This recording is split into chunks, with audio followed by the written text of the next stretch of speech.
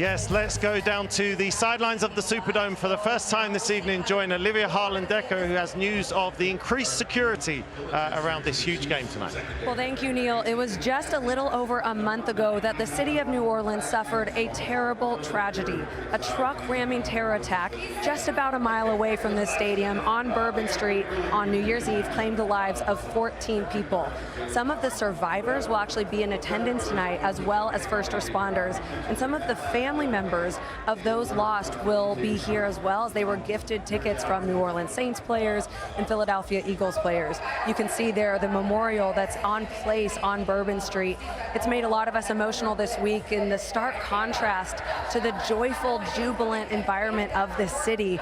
And there has been an insane amount of security, thousands at every level, Homeland Security, federal, city, and state, and plenty on site today. Now, another reason for added security is President Donald Trump will be in attendance. He's the first sitting U.S. president to attend a Super Bowl. I'm told he's actually about to arrive. He may come out right behind me and do a lap around the field. Certainly a strong moment for his sometimes severed fractions with the NFL, and certainly putting that to rest. Some players this week were asked how they felt about it, to varying responses. Eagles quarterback Jalen Hurts was very curt and said he can do whatever he wants. Some of the Chiefs stars like Patrick Mahomes, Travis Kelce, with a little bit more excitement. Kelce said, whoever is the president, it's an honor to play in front of them. And Patrick Mahomes saying it's cool that he likes to watch us play football and support the game, and it's cool to play in front of a sitting U.S. president. Now, Trump has made his remarks known about his support for the Chiefs and Mahomes. So even though he's had his beef online, mostly with Taylor Swift, two of the most famous people, certainly in the building and maybe even the world, are cheering for the same team tonight. Dante Hall. Yes, we're so excited to have Dante Hall with us. Dante, you've been with the Chiefs all week. Is the vibe around the team more like stress and intensity as they approach to make history, or is it loose because they've been here before? It's neither, Olivia. It's calmness. It's like been there, done that. It's a business trip, and I just seem like everyone seems a little more confident than they normally are. Well, I know we have a huge viewership that's here just to watch one person who's not on the field, and that's Taylor Swift. And we're glad you're here with us if that's why you're watching. Dante, you've gotten to know her a little bit. What's she like? I mean, I'm going to be honest with you. Her music is not for me, so I was never a Swiftie in the beginning. But I had the pleasure of meeting her, hanging out, and she was so engaging, so funny, and to be the most popular person in the world down to earth. And I walked away a Swiftie. I'm not going to lie. Well, she has had a lot of success in this building. She's the only artist to sell out 3 shows in the Superdome. She's in the house today. You know, her dad is a longtime Philly guy. He's an Eagles fan. She grew up an Eagles fan. But today, it's all red. Let's see the impact of Taylor Swift.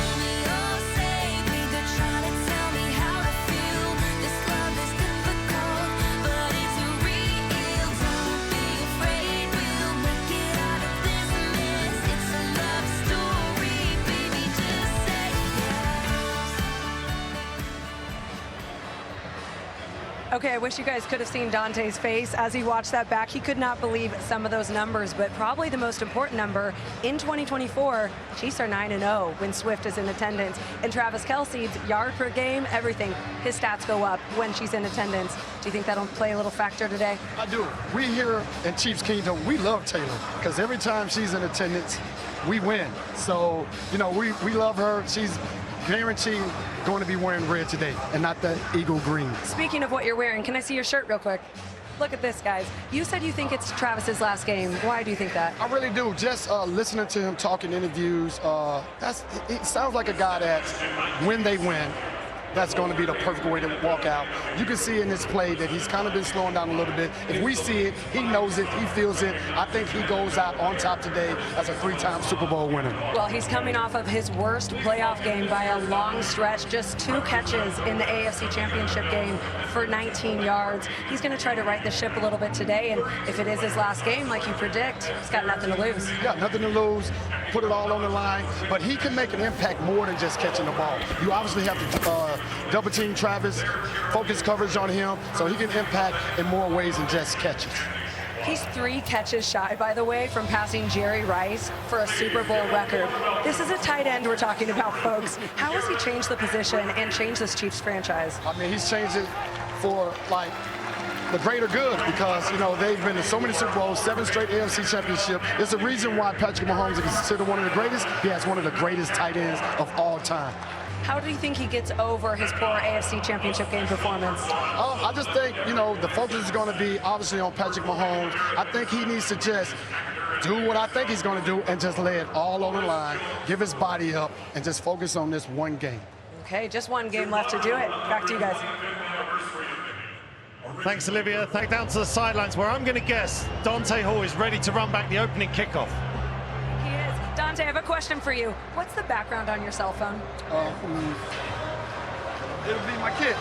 Your kids, right? Mine as well. You know what's the background on Jalen Hurts' cell phone?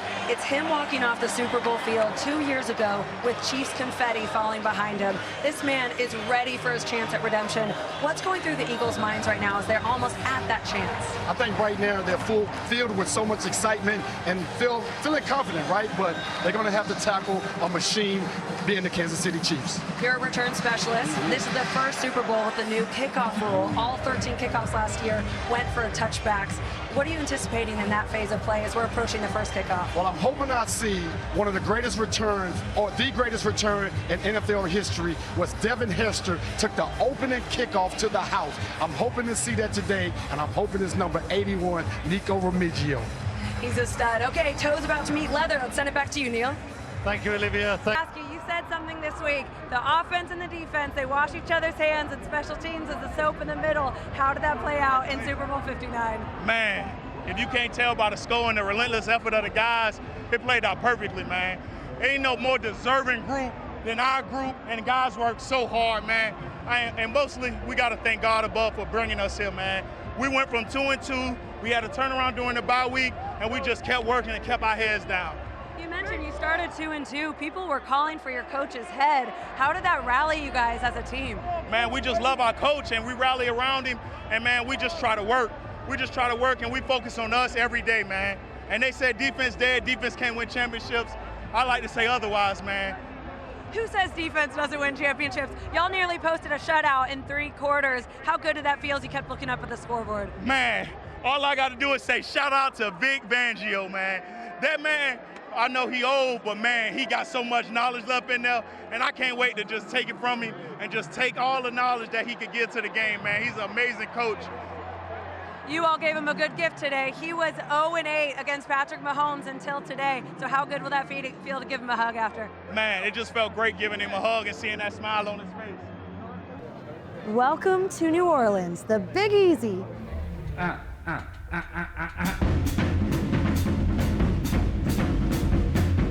This city's soul moves to the sound of jazz, but it's the love of football that runs through its veins. And the touchdown, Jeremy Shockey. We knew that we had an entire city behind us, and Mardi Gras may never end. After some of its darkest hours, it was football that helped this city heal. Garrett right through, a kick cut by Steve Gleason. It is scooped and scored. Touchdown, New Orleans. And now, the greatest show on earth returns to New Orleans for a record-tying 11th time. It was right here in the Bayou that the Steel Dynasty was forged. Number 1! Where the Cowboys became America's team. Dallas Cowboys, number 1. It's seen Kansas City triumph. It's in there! Nice going, baby. That's it, boy. And Philadelphia heartbreak. He's got some bag. Here's one. Intercepted. Oh, Mark. Oh, right. No. New Orleans is where an unknown kid began his journey to becoming the GOAT. Here's Brady. Touchdown! David Patton on to Disney World! And the fridge cooled off the Patriots. Just a stone's throw from Bourbon Street, Brett Favre had his champagne moment. Brett Favre does get the end zone and just breaks the plane. And Joe Montana put the rubber stamp on his Hall of Fame credentials.